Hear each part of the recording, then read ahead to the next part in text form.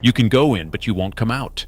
That's what Taklamakan means in Uyghur, the desert of no return.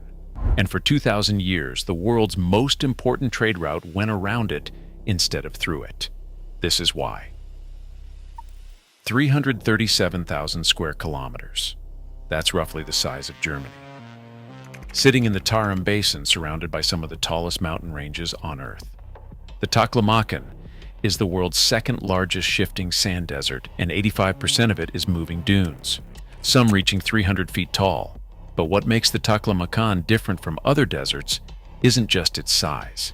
It's that the sand itself won't stay still. The dunes migrate up to 150 meters per year, burying roads, swallowing structures, erasing landmarks. And this is the desert that sits directly in the middle of what was once the most important trade route in human history, the Silk Road. Except the Silk Road didn't go through the Taklamakan. It went around it, because crossing it was essentially impossible. The Taklamakan sits in the Tarim Basin in China's Xinjiang region, and surrounding this basin are three massive mountain ranges.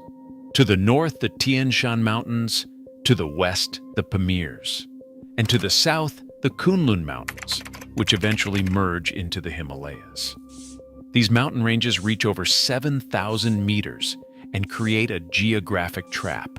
Moisture from the Indian Ocean trying to reach the Tarim Basin has to cross the Himalayas and the Kunlun Range. By the time it gets there, most of that moisture is gone. The same thing happens from the north and west. The mountain ranges block weather systems. This is called a rain shadow, and the Taklamakan sits in one of the most extreme rain shadows on Earth. The eastern edge of the desert receives about 10 millimeters of annual rainfall. The center, less than 4 millimeters. Some areas essentially get no rain at all. For comparison, the Sahara Desert averages around 76 millimeters annually. The Taklamakan is drier than the Sahara in many places, but it's not just dry. The temperature swings are extreme. Summer temperatures regularly hit 40 degrees Celsius. That's over 100 degrees Fahrenheit. Winter temperatures drop to negative 25 degrees Celsius. That's negative 13 degrees Fahrenheit.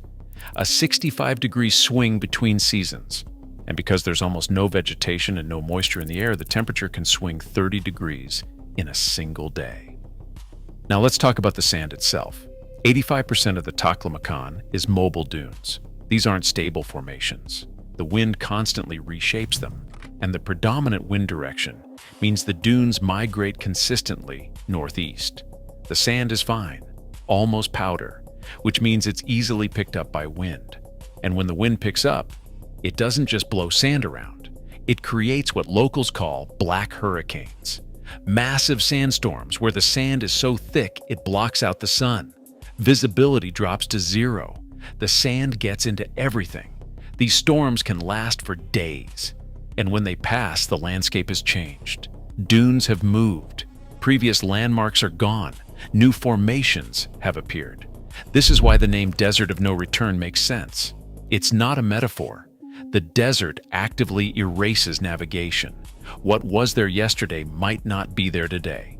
Caravans that entered the desert often couldn't find their way back out because the landmarks they used to navigate had moved. If you want more stories about geography that defeats human control, subscribe.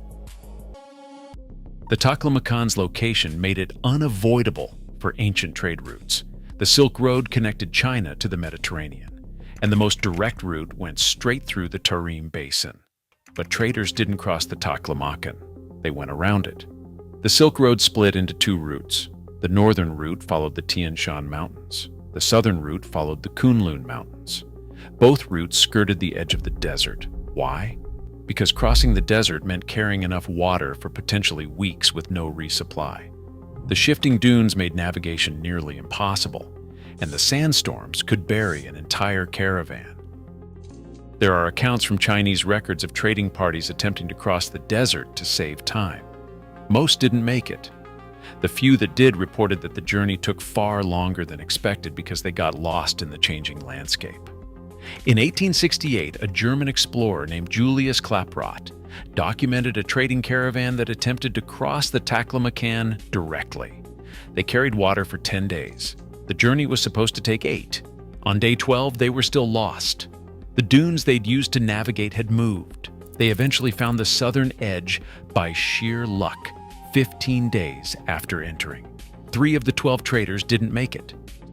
So the Silk Road went around, and along those edges, settlements grew. Oases where underground water made agriculture possible. Towns like Kashgar on the western edge, Hotan to the south, Kuka to the north.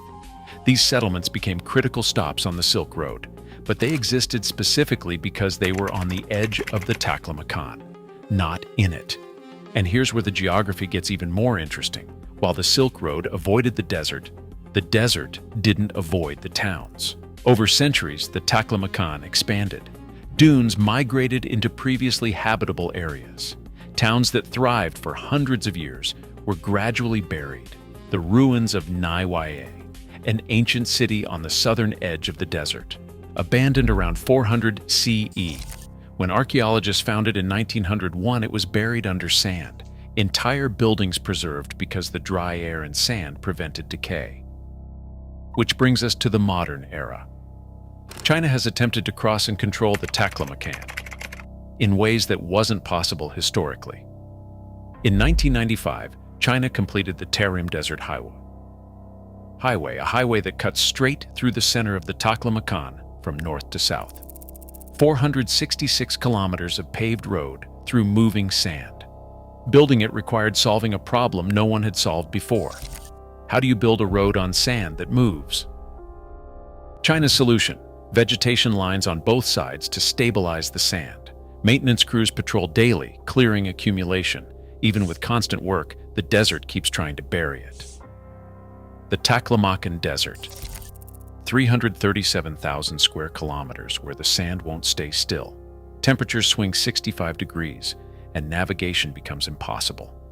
For 2,000 years, the Silk Road went around it. Today, China's highways cross it, but only by fighting the desert every single day.